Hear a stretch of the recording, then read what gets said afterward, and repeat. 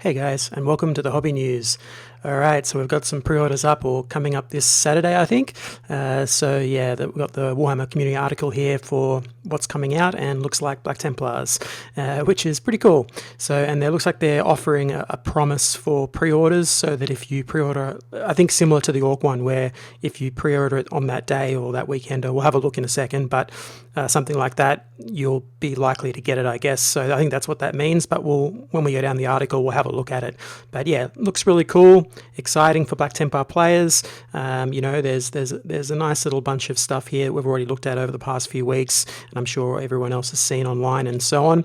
And so now they're releasing it, which is really cool. So let's take a look. So Sunday preview: suffer not the unclean to live, with the Black Templar army set. Okay, so light the candles, exhume the blessed heroes' bones, and recite your most holy imperial catechism. Yep, I think. The Black Templars are going to war next week with their incredible new army set.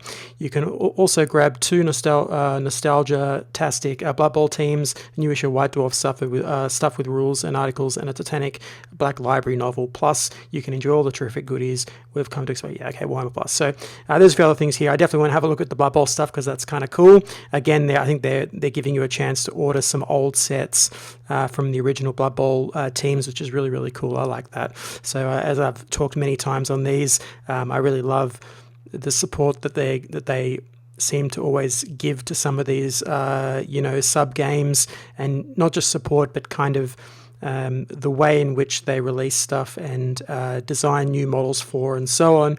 It really captures the flavor of the old days, and because I'm old, that kind of suits me just fine. And so I really enjoy, you can just tell that all of the teams that work on all the design teams and so on that work on those sub games, especially Blood Bowl and Necromunda, you can tell they have a lot of fun with it, and that they're given a bit more license to explore and so on, which I really think comes out. Also Underworlds as well. I mean, the little groups of models that you get for that are some of the coolest Age of Sigmar models that exist, right? I think everyone buys them not necessarily to use in Underworlds, but just to have as models for armies in Age of Sigmar. So it's a really cool thing that these sort of sub games really add a lot of flavor overall. So even if you don't play them particularly, so yeah, pretty good. So let's have a look.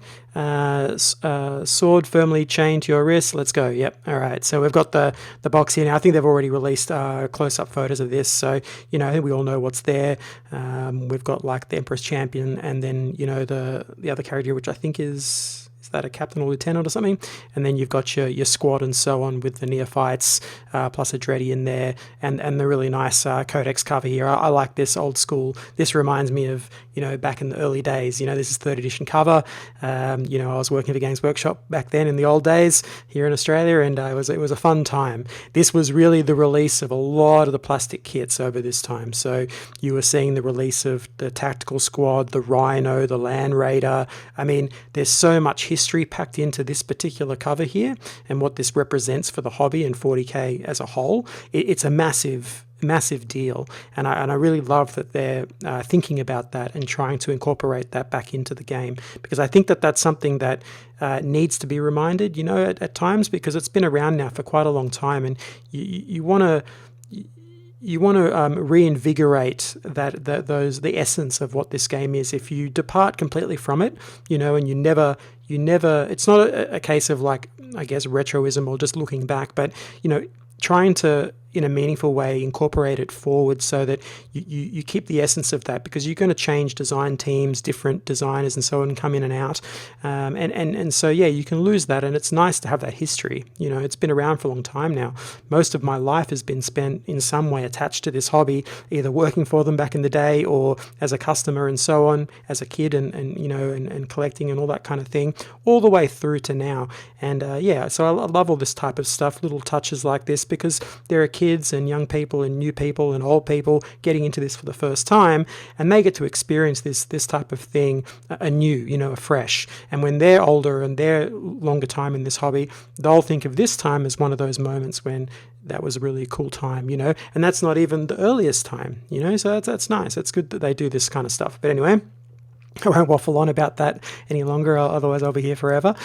So the Black Templars army set. This box is absolutely packed with righteous fury as the unmistakable Imperial Fist successor chapter puts the Grim into Grimdark and gets tooled up for the latest edition of 140k. Yeah, so, these are, as I said before in the previous news articles for this, Black Templars really epitomize the Grimdark aesthetic, right? And it's crazy to me that they haven't done this sooner. They're the chapter to do, from so many different aspects in gaming and the hobby, and especially the hobby. I mean, you can't get any simpler than a black marine, with a coloured shoulder pad and so on. It's such a good colour scheme for beginners. It's great for tournament players to get one done quickly so they can get into the tournament scene. There's so many reasons why Black Templars are a really good choice to be supporting and so on. And I hope that they continue to support it. It doesn't just get put off aside, that it stays with the editions going forward and they keep getting codexes, because I think they're an important feature of 40k and they add a lot of flavour, which I think, Marines, you might say, oh, I'm not all Marines, but it's one of those crucial ones that I think needs to be there, and so that's really great that they've done this.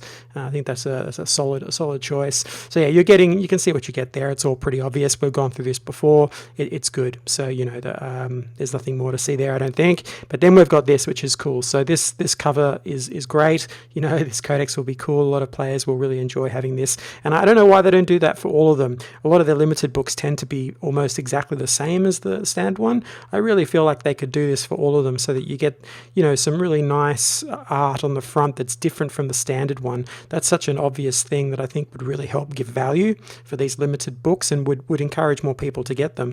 I certainly would if I saw some sweet old, like, for instance, for Nurgle, I love Death Guard and so on, or even for AOS, both systems. If they were to dredge up some really cool Adrian Smith art from back in the day when they were first redesigning Chaos and all that sort of thing, and they had a really cool art cover with some old school Adrian Smith art on it, I can promise you 100% I'd be buying that. That art defined a generation of Chaos stuff. Like that's where all of the kits came from a lot from his art and that sort of thing. The classic, faceless helm with the horned front, that sort of thing that's indicative of almost every image you see of Nurgle, of Death Guard, or of fantasy Chaos Warriors that are Nurgle related. It's all that Adrian Smith style, and I love it. So it'd be wonderful to see those kinds of cover for army books and codexes for sure. Anyway, so then we've got some cards, which is great. I always like some cards, so all good. And then we come down to this, which is the Blood Bowl stuff. So just so you know, we'll just go over it one more time. This coming Saturday there'll be the pre-orders, and it says here this army set is coming next Saturday with pre-order weekend promise to ensure that no Black Templar fans miss out. So I'm assuming that means the same type of deal as with the Orcs. So if you order that weekend up until, I guess, midnight of that day or whatever it is, you'll be locked in for it, even if it takes some time to get to you. So that's really nice, and they should do that for everything. I mean, that seems such an obvious choice, right? Anyway, so it's good that they're doing it. But now we come down to some juicy old stuff. So this is more up my alley. This is some old school Blood Bowl stuff. I was around for when these things were released, and it brings back a lot of memories. As I've said before, this time period in Games Workshop's history right now, all of these releases, it really feels like, the year 2000 2.0, we're getting a reinvigoration of some classic ideas, and I hope that also influences not just their choices to bring things out, but also hopefully might influence a lot of the company's decisions and some of the more business related ideas, and maybe even thinking about some of those things and reconsidering some certain practices that can reinstill some of that hobbyist flavor that used to be so prevalent even in the company back then, when it was only a small company and not such a giant corporation. So who knows if those things affect the people there,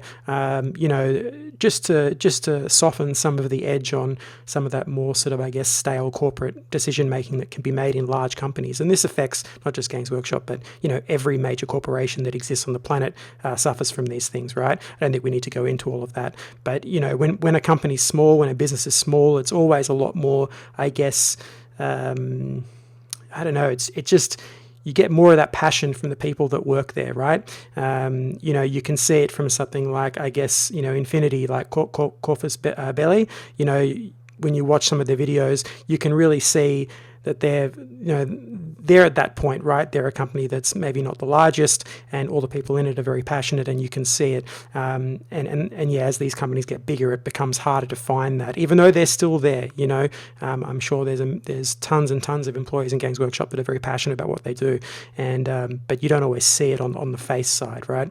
So yeah, this type of stuff is great. I love seeing it. So yeah, these were a fun team when they came out originally, so that's cool. So you're getting the Amazon team. And then these are great. Like I love Undead, so it's really nice to see these old school models come out. The Tomb King one is cool. I prefer the classic Undead team, but you know, the Tomb King one's good. I love the mummies and stuff like that. They're cool. Yeah, you know, this is just great for any old timer out there that wants to just relive their youth a little bit. You know, you've got it right here, right? So that's cool too.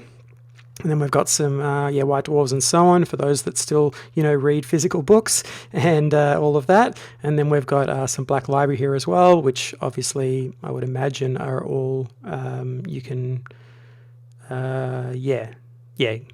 they should be like, can't you get these? I mean, I know they're paperback and so on, but or physical books, but you can get them as digital versions, right? I'm pretty sure that's a thing. Maybe someone can tell me, but I'm pretty sure you can do that. But yeah, it looks like the actual book is coming, which is nice. And what else we got? Oh yeah, and then we got Warhammer Plus. So if you've subscribed to that, you've got all your little extras for the week, I guess. Yeah, so that's it really. But the main thing here is, I guess we come up to the top here, is that Black Templars are getting, you know, some much needed love, and I think that's really good for them. And you should be, if you're into Black Templars, you should be pretty excited, because that's a good time for you. You should have some pretty solid rules, you know, judging by how the new Codex is releasing and how strong they all are. I would imagine that the Black Templars are going to be pretty strong, so that's great. So yeah, I hope you've enjoyed this. Please hit that like button, subscribe button if you have, and I guess I'll catch you on the next one.